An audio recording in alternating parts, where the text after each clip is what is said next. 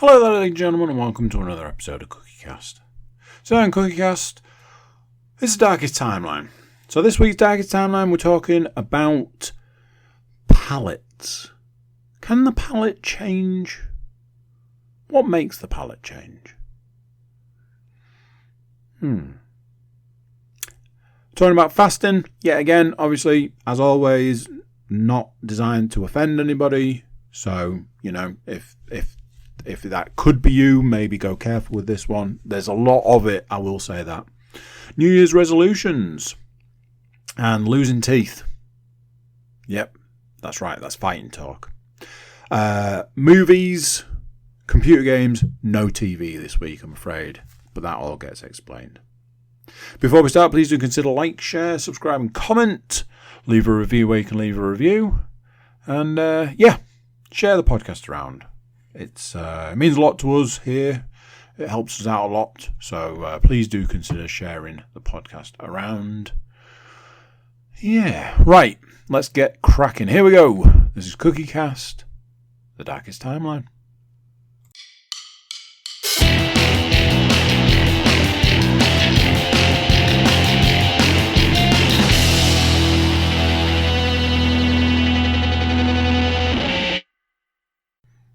Hello! How are you doing? Yep, that's what we all want to hear. Me clearing my throat. Could have obviously done it before pressing record, but that would be silly, wouldn't it? Because, then you lot wouldn't have to listen to it. Again, silly.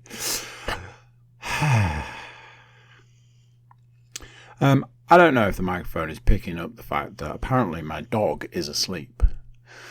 And apparently the only way that we know how to sleep these days is by snoring like a train.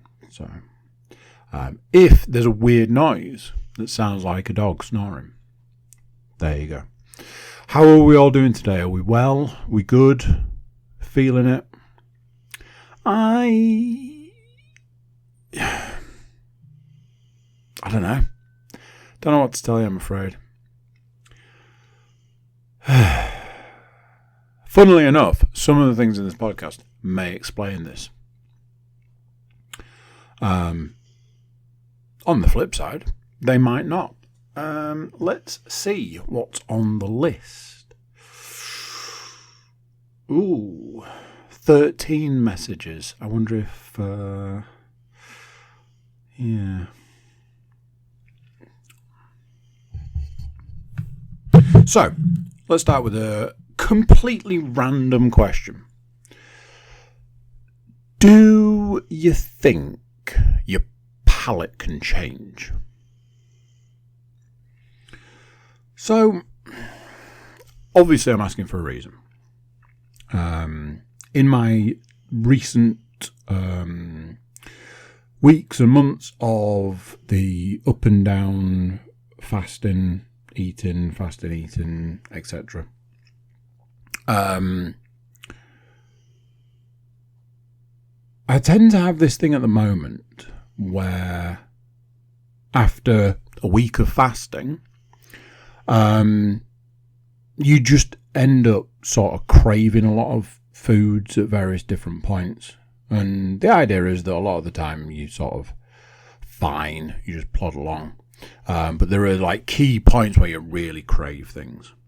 And those things that sort of rise to the top are often the things that you then sort of zero in on when you move into an eating point in time. Problem being is they're often not the best things. Recent sort of plan has been around reducing the eating time and instead just having like 2 or 3 days sort of thing. So we'll double back to this in a bit because it's another point on my list.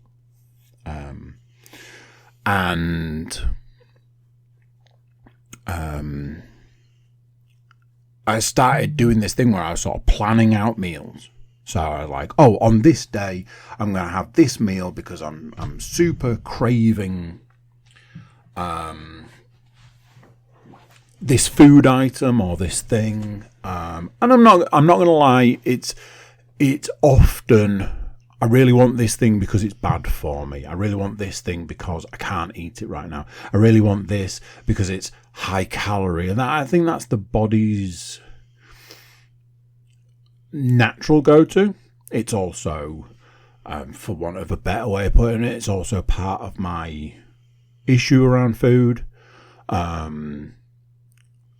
As I think I've said in the past, I do wonder whether I'm trading one eating disorder for another. And obviously that's a tough subject for some people. I think there was an aspect of maybe I can make this work for me, and I think, I'm pretty sure at this point in time I've gone on record as much as possible to say I don't think this is healthy. I don't think this is the way to do it. I just largely got tired of, I've stepped on the scales and I've lost 2 pounds this week, only 5 stone to go. I put on 4 pounds this week, so I'm in a worse position than I was 2 weeks ago, but still did the exact same amount of exercise, and I don't even think that I ate anything that was particularly bad. When that's your life, it calls for something possibly a little more drastic. And I know certain people out there will say, well, this is wrong and that's wrong and the other wrong and that's why. I would argue that if you're exercising multiple times a day, if you're eating clean and you're not losing weight, something has gone wrong. So, go back over the last few years and look at the key points in time where I'm like, I was really good this week. I had nothing bad. The worst thing I had was a coffee, and I put weight on. Like I say. So last week there were 2 meals that I wanted to have, and these were the 2 meals that had risen to the top. Off the back of one of the 2 meals, I was able to make a third meal. And that was basically that. That was the deal. Meal number 1. Many moons ago, I was introduced to...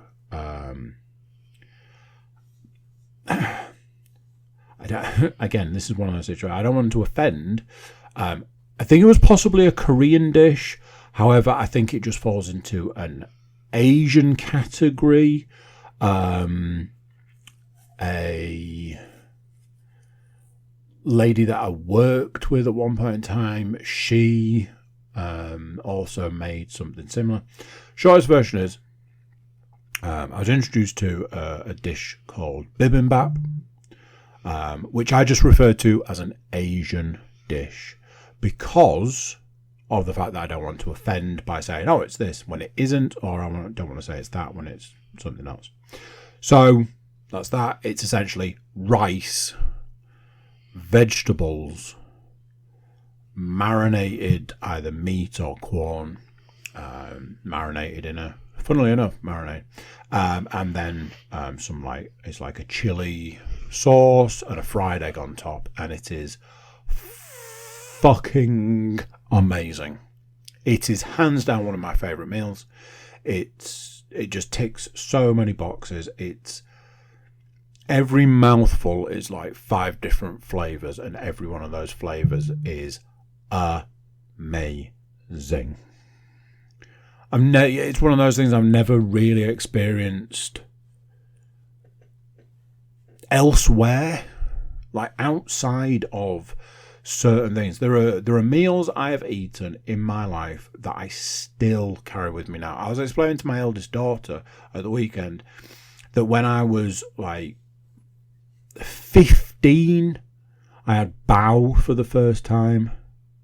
And at this point in time, I don't think we can get anything else in the freezer because of the sheer volume of bao in this house. It is something that I tried once when I was at school and went, oh my God, this is hands down the most amazing thing I've ever had in my life. And then I never saw it for 20 something years. And then 20 something years later, 25 years later, then I'm like, that's that thing I had when I was at school that I've been looking for all this time. Similar situation, I had bibimbap years ago, couldn't remember the name of it, and I have made many attempts in the past to be able to try and do a Google search for Asian dish with rice and veg and an egg, and it just, that describes 100 different things. The weirdest thing was I was watching one of the people that I follow on YouTube, one of the YouTube chefs that I sort of have recently started following. And randomly one evening I'm watching a load of videos, and then all of a sudden it's like, oh, here's this dish. And I went, that's that meal. That's that meal that I had years ago that was like the best thing I'd ever eaten. So because I discovered it and because I knew the name of it, I could then do a search for it and find what to me was the closest recipe to the one that I'd been shown in the past. So, day one of eating bibimbap. Bibimbap is made using sushi rice, and I was never sure of the combination, and I did a couple of searches, and there was a lot of, it's 1 part rice, 2 parts water, which rang a bell. I was like, I'm sure you do double the amount, because it's so thirsty, this rice. It just absorbs so much water. So I was like, right, okay. And I was under the impression that the portion size was a cup of rice per person. So there was 2 of us, 2 cups of rice, and then 4 cups of water. So I think it was 1.5 times. So I did like 3 and a bit in the end, and that was that. As it was, when I made the meal, there was a lot of rice left over. And the way the meal was huge. I always felt there was never enough, so I made enough. And for me, it was right up there as being probably bordering on more than enough. And for Leanne, it was more than enough. So that to me was the right amount, because I always thought that it was never enough. And that had some rice left over. So bear that in mind. So Leanne's saying that she's never had this before. I'm like, I'm pretty sure you were there when we had this meal. But whatever. So I made it to the best of my abilities. And if I'm honest, I think I did a reasonably good job. Even the presentation. I took a picture, which if I could, for want of a better way to put it, if I could be bothered, I'd put into the podcast. Maybe I will, maybe I won't. Who knows? So I made this meal. And we sat down and we ate it, and both of us were like, that was phenomenal. I don't ever like to blow my own trumpet, but sometimes you can't get away from, if you sit down and eat a meal and you go, that is absolutely amazing, it's kind of weird if it came from you made it yourself. So sometimes, a bit of have to hold your hands up, but no, not blowing your own trumpet. That was that. So let's put that one side. Monday, gone. Absolute amazing meal. Plenty to eat. Thinking about, if you think about it, it wasn't exactly that bad. There's an omelette in there. In fact, there isn't an omelette in there. I'm lying. That's a different meal. There's a fried egg. So a fried egg could be considered to be bad. Could. You're supposed to use like sesame oil, I think. I just used sunflower oil. So that in itself could be bad. But you're talking rice, veg, and for me, corn. And Leanne had beef. There's a couple of things in the between the marinade and the sauce that you do, again, that could be ever so slightly bad. But I think if you compare it to 90% of meals out there, it's probably on the good side. So that's that. That's your day one meal.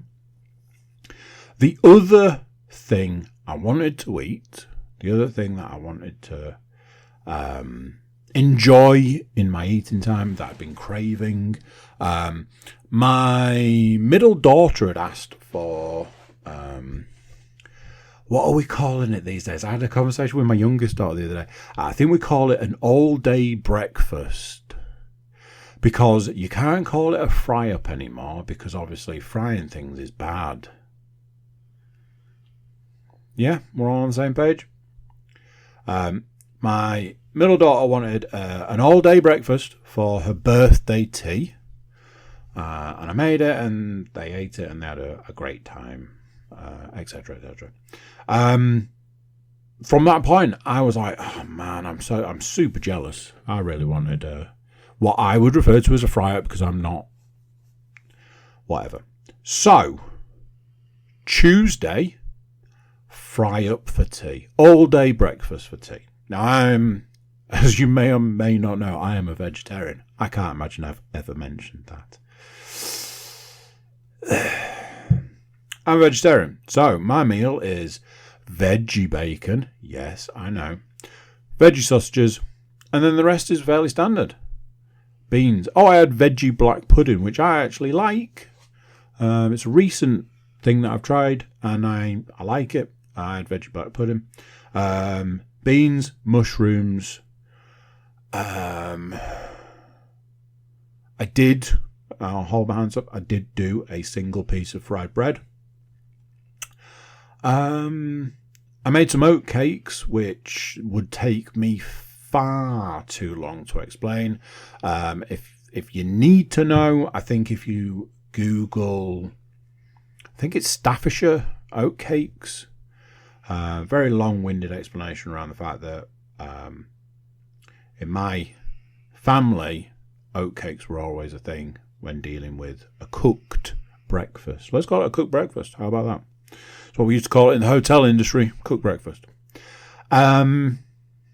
So, I did all the frying. I got the air fryer going. I got the microwave going. I got the pots and pans going. I was bang, bang, bang, bang, bang. So, there's like sausage and bacon, both meat and veg, in the air fryer. Eggs, fried eggs stood in the pan. Beans in the microwave. I fried the vegetarian black pudding. I did the fried bread, all that. Laid out this meal. Tried my best to make oat cakes. I think the mixture was wrong. I think I'd made them wrong. They were an absolute fucking disaster, and most of them went in the bin. Anyway, me and Leanne sat down, and I started eating my all-day breakfast, cooked breakfast, whatever you want to call it. And I was eating, and I was like, I mean, yeah, I guess it was okay. We all know what beans taste like. We all know what mushrooms taste like. Veggie sausage, if you know what a veggie sausage tastes like. Fried bread. Yeah. We know what these things taste like. But there was a problem. And the problem was, it didn't blow my socks off. It was just some food. And in the end, ended up being too much food, and I was too full by the end of it. And I'm like, okay, so now I've got all this sort of stodge sitting in my stomach. I'm too full. And I think if I'm honest, I didn't overly enjoy it. And I was surprised by this. And that's where things started, like I started pondering and puzzling and ruminating on the fact that maybe there'd been a change in the palate. So, Wednesday, the final day of eating. I got to go out with a bang. There's a problem though. A small problem. And that small problem is that I have many podcasts that I need to do Wednesday evening. I had no time and had to start early. So, all right, let's do that. So, needed a quick tea, an early tea, a way to eat and stick and move kind of situation.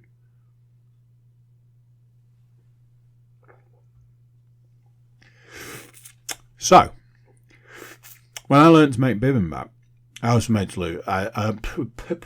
also learned to make sushi. Again, vegetarian sushi.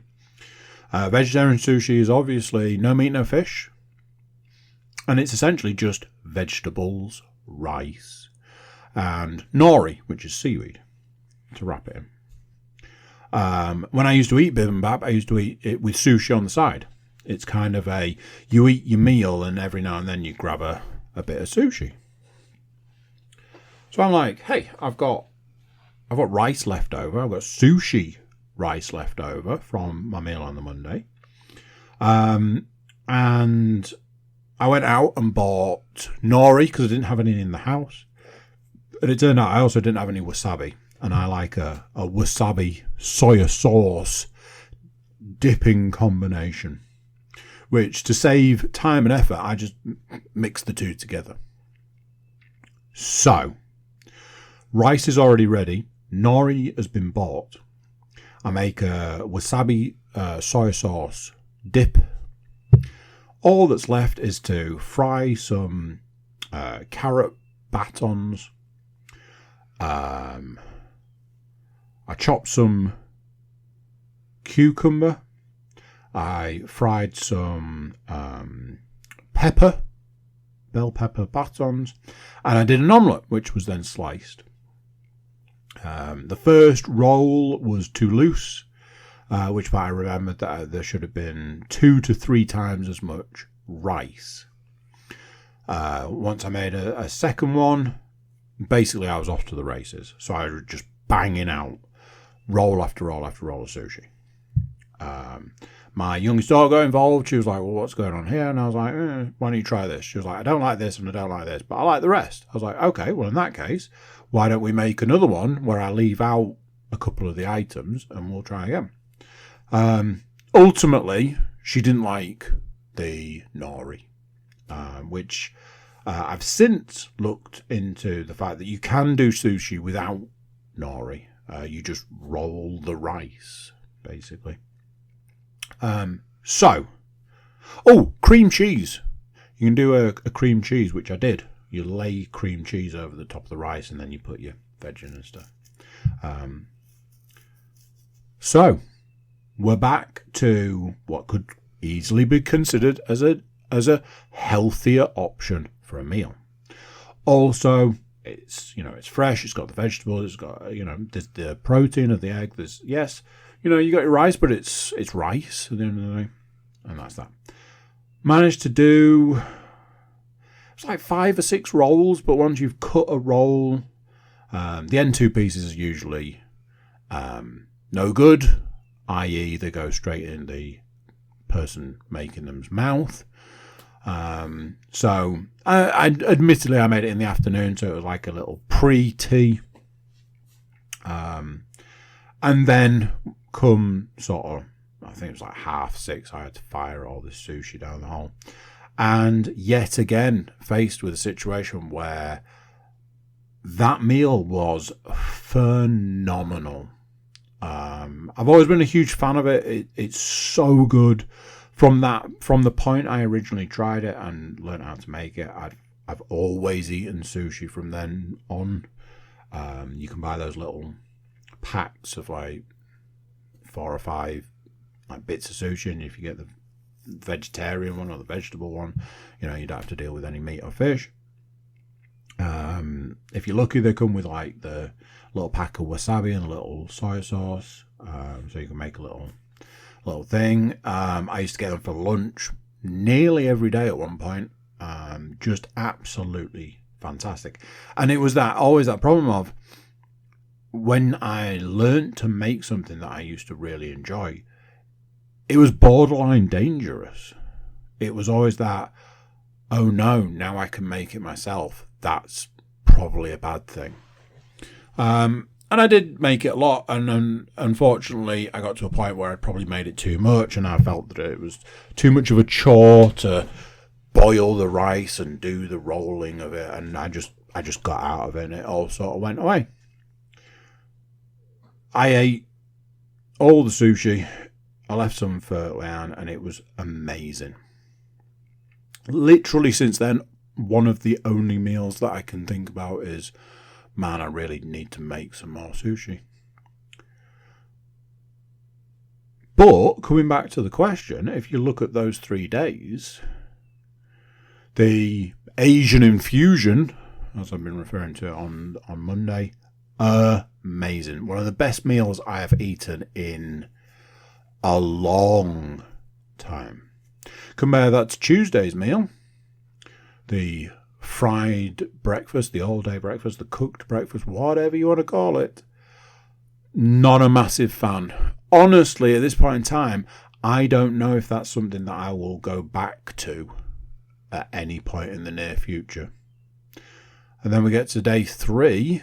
The sushi, the rolls of sushi were amazing. Starting to see the way this is going.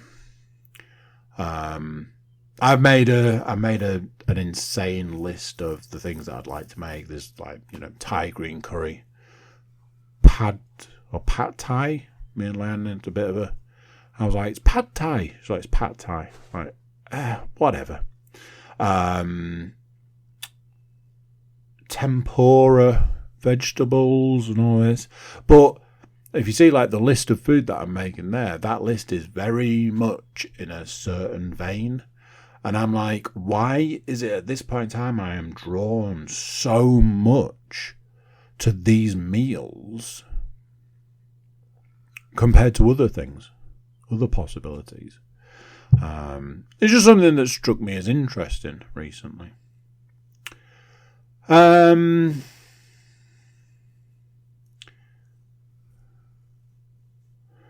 So we're X amount of time into the year, and it's like the 10th of January is the point in time where everybody breaks their New Year's resolutions. I was determined. I generally don't do New Year's resolutions, but I did this year. There was just 2, and right at this moment in time, I can't remember what one of them was. So obviously had an impact on me. I do remember the other one, and I had a realization.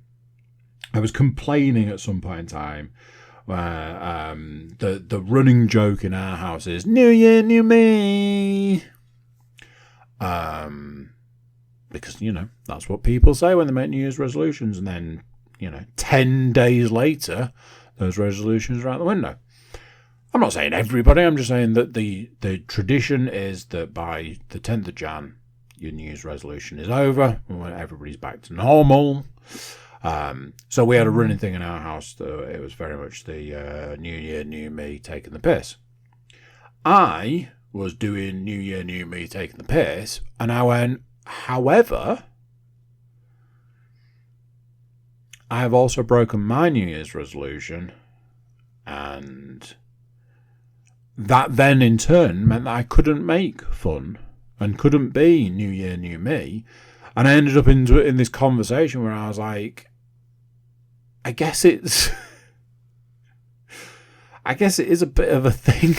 Because I'm like, oh yeah, new me, and I've done the same, so I guess it is a thing. What's nice and what's interesting is that it has allowed me to readjust, reassess, and refocus on the New Year's resolution and try and get back to it. But I did want to make a little point of saying that I'd taken the piss and then had that realization that I was also in the camp of breaking the New Year's resolution. Yeah. So, something that I alluded to earlier when I was talking about the fact that the fasting, the not fasting, the this, that, and the other.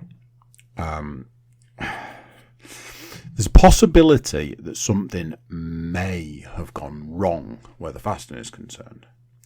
As I said previously, I was looking at a system of a week on, a week off. And then I did some maths and realised that the week on, week off system wasn't going to work past a certain point. I think I've sort of put a dent in the weight. I'm sort of in that 3 stone off kind of area, which is, I'm not gonna knock it. I'm not gonna whatever, but it's in the 3 stone area when I'm at my absolute lowest point. I don't mean mental wise. I mean weight wise, and can be as little as 2 off quite quickly and easily. Give you an example: the 3 days in question when I was talking about those 3 meals. Over those 3 days, I put on 11 pounds. Now, obviously, that was not the plan, having lost 15 pounds the week running up to that. Putting on 11 in 3 days is insanity. Clearly not the answer, clearly not the way things are supposed to be working. Unfortunately, that then fell into a category of, well, hang on a minute. If I'd have gone through a week of eating, how much weight would I have put on? So there's become this problem.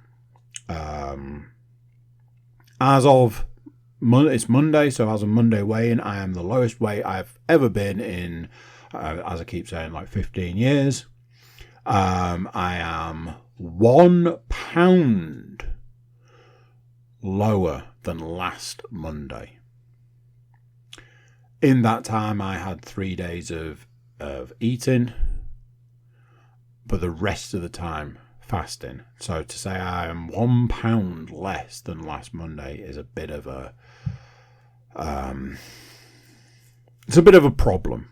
It falls into the category of what's the point?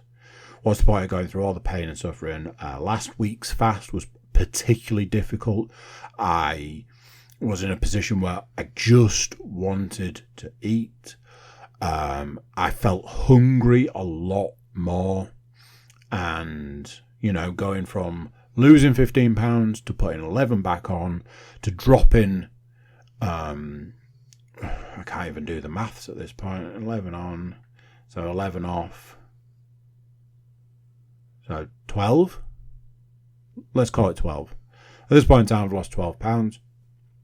So, okay, cool. I had to make the decision to not eat today because it's not actually a week. So, theoretically, £2 a day for the next few days. It's another £6. Okay. So, if I go back to eating, let's say on Thursday, and my plan is to eat for 2 days. That's the new plan, to try and adjust this version of the fast. Let's say, I don't know, I put on £9. Okay. Fast for a week, lose 12. Possibly that's going to work, but something's not right. It's a lot more fasting and a lot less eating for less results. obviously with any sort of situation like this, any sort of diet, any sort of whatever, you're not going to see the results as much past a certain point. And I know full well that once I reach a certain level, I will have to yet again switch diet, exercise, and everything in between to maintain. The goal here is to lose the quote-unquote weight and then switch to a maintenance. The maintenance is, this is the weight I should be for my height, age, and all of those things. So I just need to stay at this weight. And that is a whole different thing. That is eating certain meals that have certain sort of calorific benefits. High protein, low carbs, a little bit of fat, times 2 a day with a high level of exercise. And in theory, that's that. A little bit of a cheat here and there, but nothing too crazy, and that's that. But how to get there from here? Has the fasting run its course at this point? I'm gonna, in theory, if the £6 loss over the next few days happens, in theory I will see a new number on the scales in the stone category, and that will technically, and this is a technicality because it's not true, but technically put me 1 stone away from my desired weight height ratio. Now, like I say, those are all technicalities because none of those things are true, because technically I would have to lose another stone. But I would be within the stone for my for my weight height category. But like I say, how do we get there from here? Has the fasting run its course? Am I now just in this complete yo-yo of, the theory's sound. If you can lose 15 and put on 12 over the course of many, many, many, many weeks, you will get there. £3 a week. But is the rub worth the... I can never remember what the other part of that saying is. The chaff, is it? I don't know. Something has potentially gone wrong. I don't know that the maths work anymore, and there's a part of me that's a little bit lost with it all, because I'm a bit like, okay, so if my cheat code, if my cheat method, if my thing that was gonna help me cross the finish line, if that no longer works, now what? The cheat doesn't work anymore. If that's the case, now what? Honestly, I would love to get some sort of nutritionalist on to have a very long, in-depth conversation about the ins and outs, ups and downs. But there's that thing that secretly I know the answer. But I just don't think I'm there yet. It's my life up to this point has been a series of one after another of giving things up. Just one after another, after another, after another, just giving it up, giving it up, giving it up. Oh, I've got to give this up now because of the way my life. Oh, I've got to give that up now because of the way my life. Oh, I guess I'll have to let that go. Oh, I didn't even realise that thing had gone. Can you believe it? Didn't even notice. Maybe it wasn't that important after all. That has been my life for many years at this point in time.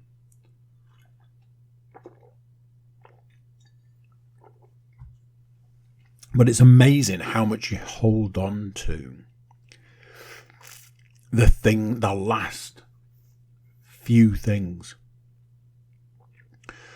You hang on for dear life because it's those last parts. And I keep saying, I'm like, once I reach a certain point, I will make the switch and I will just take another step towards becoming the most boring human being that's ever lived. Because I think once you reach a certain age, that's all you've got. You just head in the direction of complete and utter boredom. There is no fun. There is nothing exciting. It is just, I don't know, some form of abject misery. There's no fun. There's nothing. Nothing, because everything fun is bad for you. Everything that is fun is bad for you. So you have to give up all of that with an illusion of becoming immortal, living forever, because if you don't do any of the fun things, then that's the payoff. You get to live forever. That's right, isn't it? Yeah.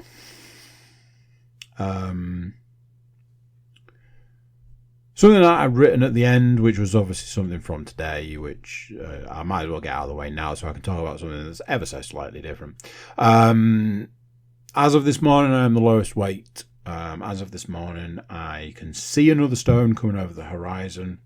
And my plan is to fast, obviously, the rest of today when it's 10 o'clock at night. Tomorrow and Wednesday. Problem is, my plan was to have food Thursday, Friday, and then go back into a fast. But it's the Super Bowl on Sunday, so I am going to allow myself Sunday off and then basically correct the damage next week. Take from that what you will. However, Thursday, Friday, me and my, I'm going to eat this and I'm going to eat that. Spoilers, it's almost definitely going to be sushi. God damn, that sushi has got hold of me. Anyway, I'm going to eat Thursday, I'm going to eat Friday. Turns out, Thursday, Friday, not great combinations for me trying to fit any food into my life. So, don't know what's going to happen there. It might all come off the rails tomorrow. It might all come off the rails on Wednesday. Who knows? Wednesday's not a great day for it either, so yeah. My youngest daughter lost her first tooth. Now I know what you're thinking. Did you mention it when any of your other children lost any teeth? No. And I mentioned earlier to not only my youngest daughter, but to Leanne that I'd made a note to talk about on the podcast, and like both of them were like, why? I'll explain it to you, lovely people. Why? Honestly, it's...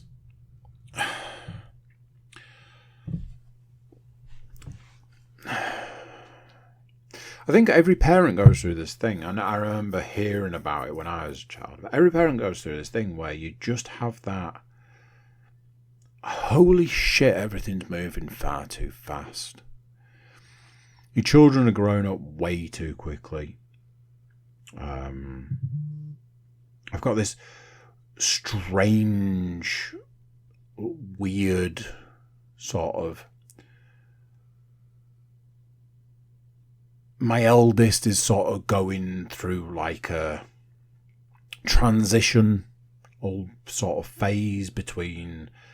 I suppose it would be the difference between being a child and a teenage child, but teenager sort of.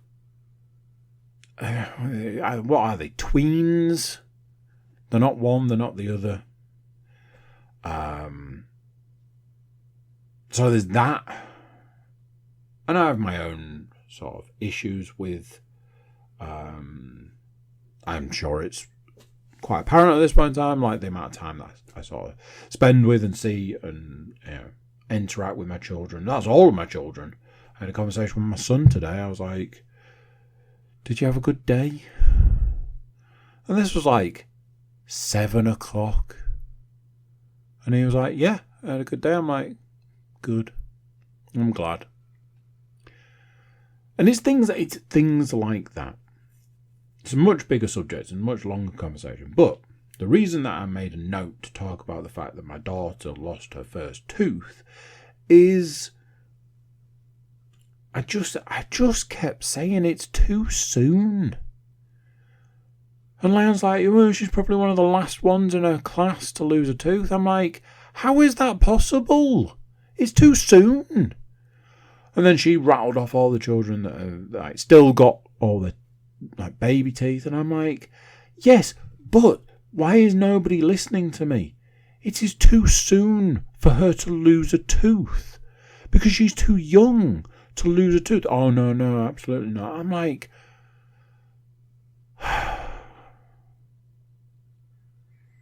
I just like a moment, a minute, a point of time where I can say, let's just chill out. Let's just relax. Just slow it down.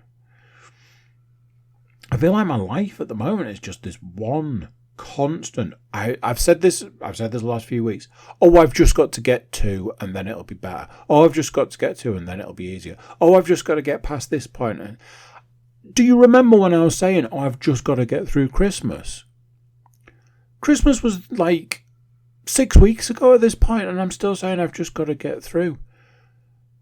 I'd just like to take 2 minutes.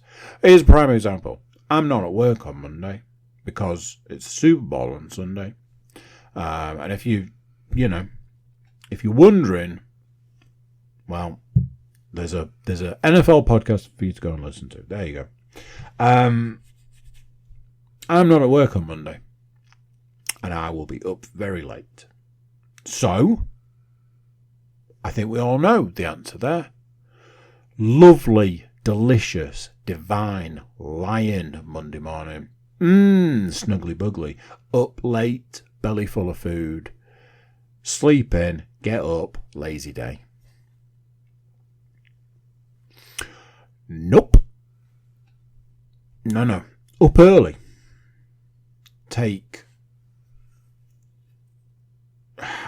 I honestly, I don't even know how I'm going to manage it. I've got to take one child to nursery. I've got to take one child to school. They're both in opposite directions, and they could both ideally do to be there at the same time. So I think what I'm going to have to do is take one child to nursery and probably take the other child with me and then double back and go and drop child off at school. And then ultimately it's going to be a case of I'm going to have to try and fit some exercise in because I need to burn off some of those calories from the night before, whilst also trying to get enough rest so that I'm not a miserable bastard for the rest of the day. And got to try and get all of that done before going to collect said children. Gone are the days of, oh, it's a day off, I'm going to do not a lot. Well and truly in the rearview mirror. So yes, my daughter lost a tooth, and I made a note to talk about it because honestly, I'd just like to slow down for a minute.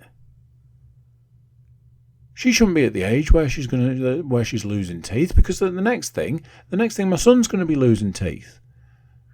And by the time my son starts losing teeth, I'll be well and truly into dealing with one child that's a teenager while another child staring down the barrel of becoming a teenager, with another child that's fast on their heels, and in all of these years, the thing I've learned is it doesn't actually get any easier. So yeah. Couple of movies, and I know, there was a segue. I felt like I had to pull the ripcord because I'm not sure what I'm saying makes a lot of sense anymore. A couple of movies, neither of them new, neither of them necessarily need reviewing. That's not true. Otherwise, I definitely wouldn't have put them on the list. No, I watched 2 films with 2 people who had never seen those films.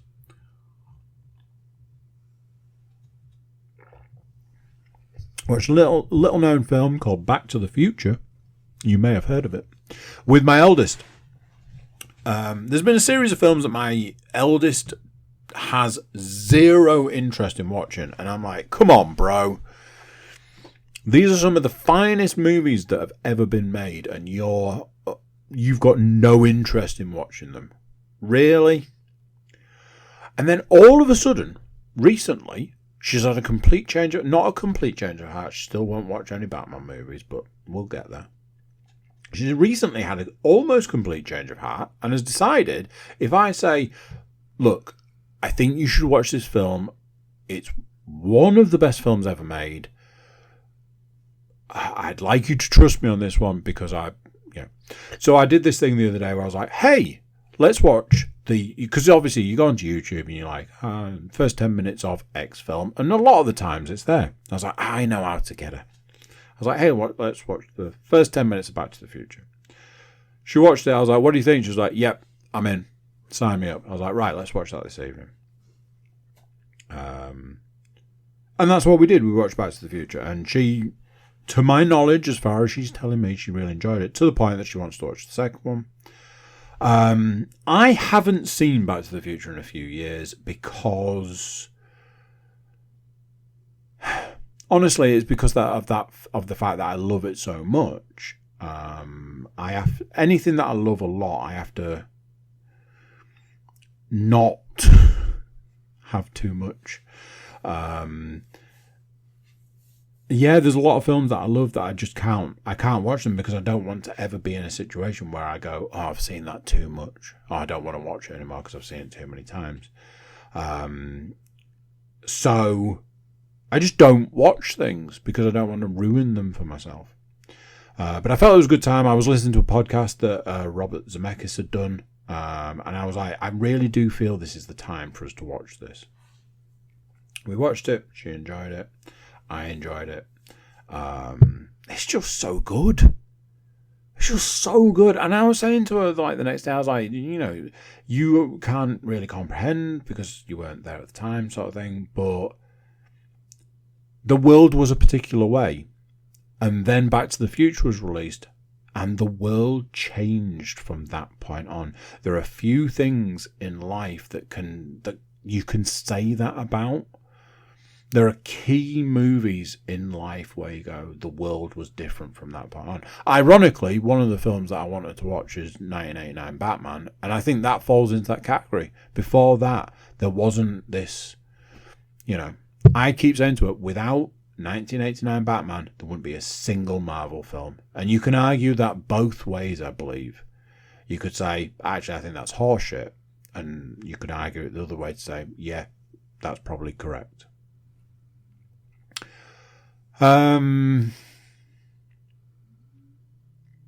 Something about Back to the Future that always makes me laugh is, for a PG, there's a lot of swearing in it.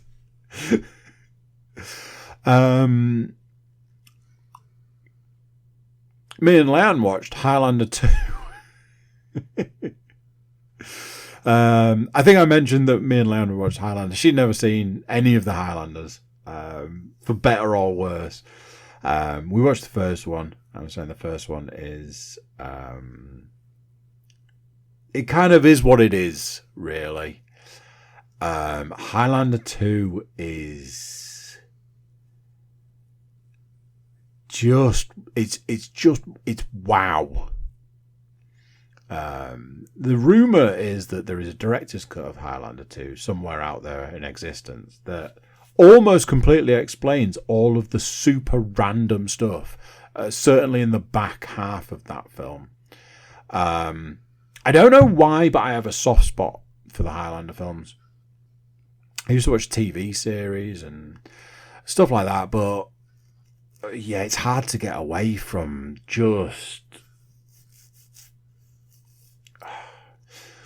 I would say it's a special kind of beast. I said to somebody today, question, Highlander 2, good film or bad film? And they were like, it's a terrible film. I was like, is it though? They were like, yes, it really is. I was like, okay, I guess you're right. Brilliant. I don't think I haven't watched any TV. Me and Leanne seem to be in this groove at the moment where we sort of watch half a movie, because that's what we do because we're old. And then we watch the other half on another day, and that's kind of like watching a TV episode these days. So we seem to have hit this groove. So we've got a couple of movies under our belt. I am watching another film. It is a newish film. I've only watched the first half an hour, and I think it's at least 2 hours long. The objective would be to get it watched over the course of this week and talk about it on Monday. However, I will say this now, I don't think that's going to happen because I've got a bit of a crazy week ahead. So no new movies and no TV. So let's quickly move on to talk about computer games. I haven't played Space Marine 2 in a week, so I can't tell you about that. I'd kind of hoped to have had it finished. It's been very much one of those situations recently where I've had to really pick and choose my game playing time, and unfortunately, Space Marine has suffered for that this week. So, another one of those situations where I would like to say, well, check back next week and I'll tell you about it. However, I may have mentioned already, a little bit of a hectic week this week, so I don't know if I'll get to play it.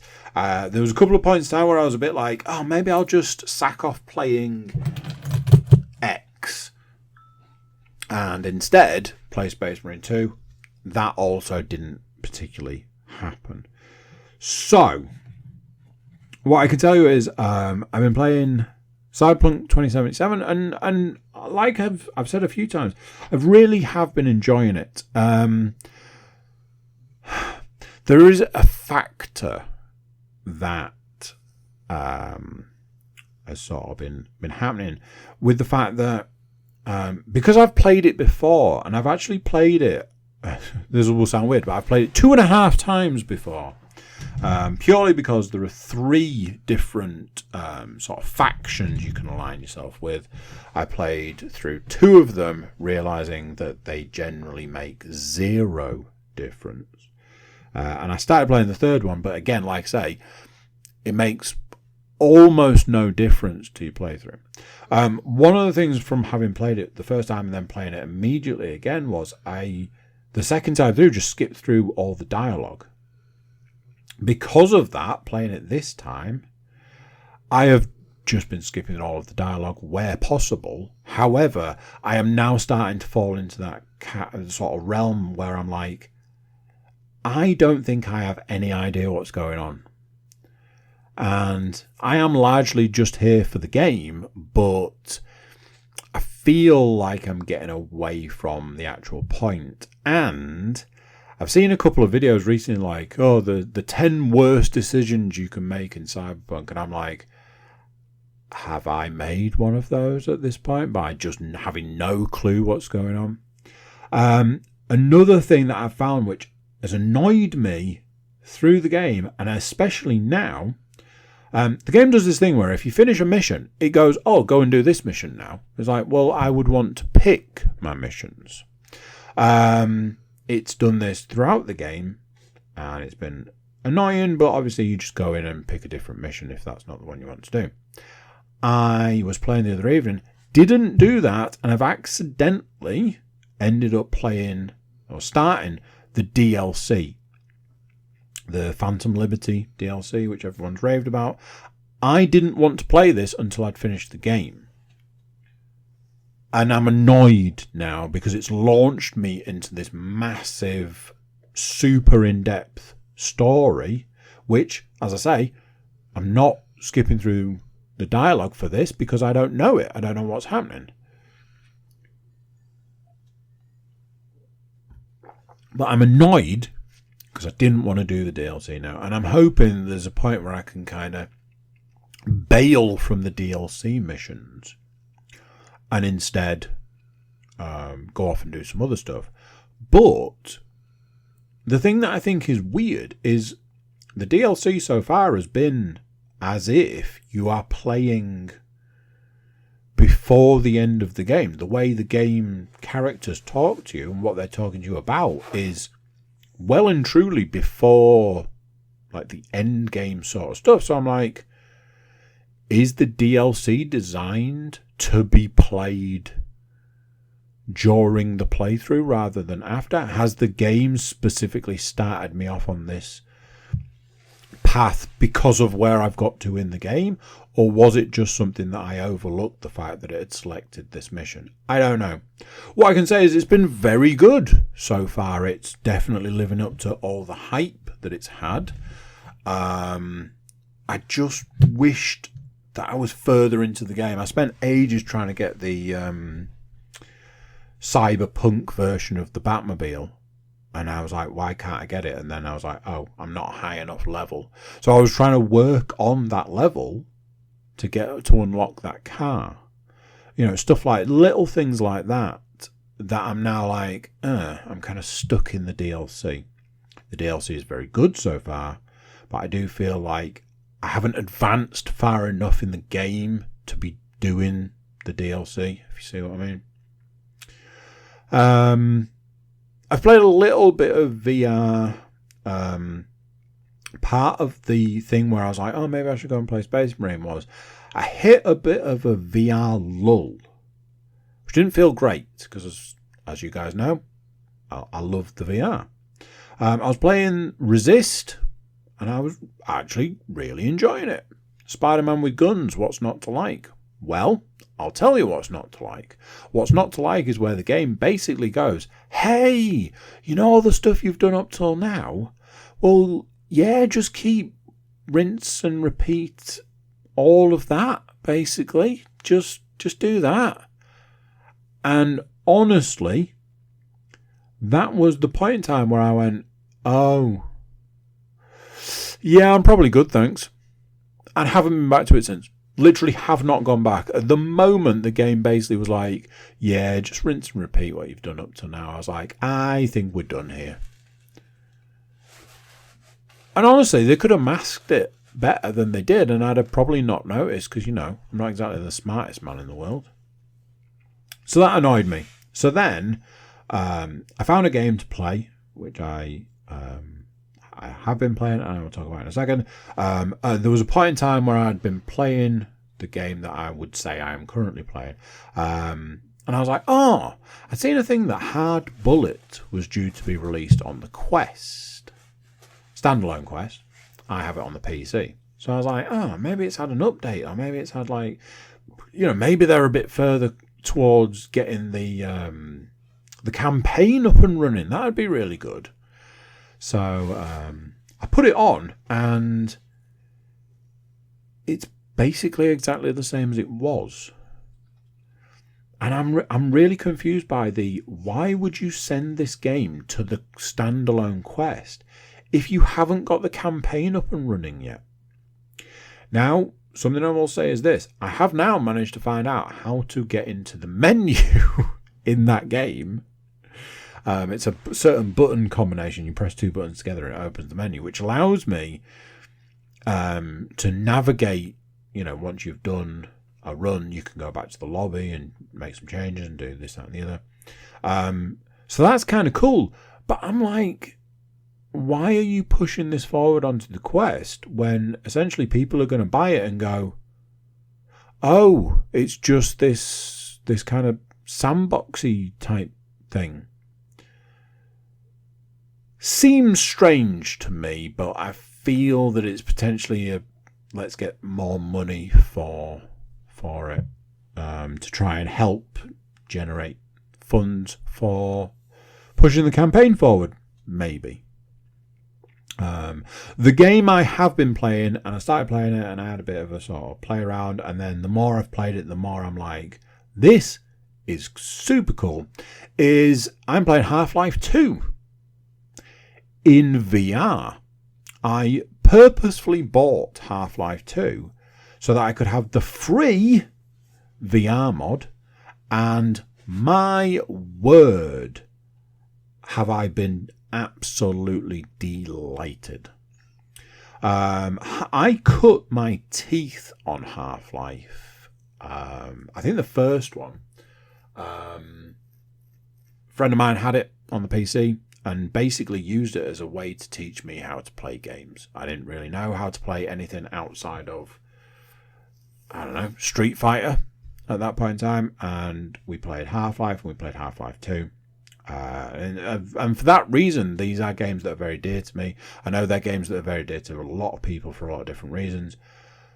Somebody has put a lot of care, a lot of attention, and a lot of love into turning Half-Life 2 into a VR game, and it works so well. I don't just mean like from a functional perspective. I mean from like you can just see the pure love of the game. And it's almost like it was meant to be a VR game. It's so good. Obviously, now I say it, it's gonna screw me over. A couple of things being, I didn't quite remember just how long the airboat section was, and I'm pretty sure there's like a dune buggy section probably somewhere further down the line, which, yeah, the driving in VR is not always your best friend, and I don't ever use any comfort options for better or worse. So sometimes I do a driving section in a VR game and then have to turn it off. I've seen a lot of stuff that there's a mod for Cyberpunk that you can play it in VR, which, honestly, my word, that would be amazing. But I think I saw that there was a lot of, put this bit of code here and put this bit of code there and do it like this. And I was like, oh, that's not for me. I have been absolutely, thoroughly enjoying playing Half-Life 2 in VR. It's bringing back a lot of memories that are dear to me. And yeah, it's just a lot of love has gone into it. There's a couple of points in time that I thought maybe there'd be some issues. Places that I thought there'd be issues, there hasn't been. There have been a couple of physics-based issues. But what do you expect? It's a free update for a game that I think cost me less than £2. And honestly, delightful.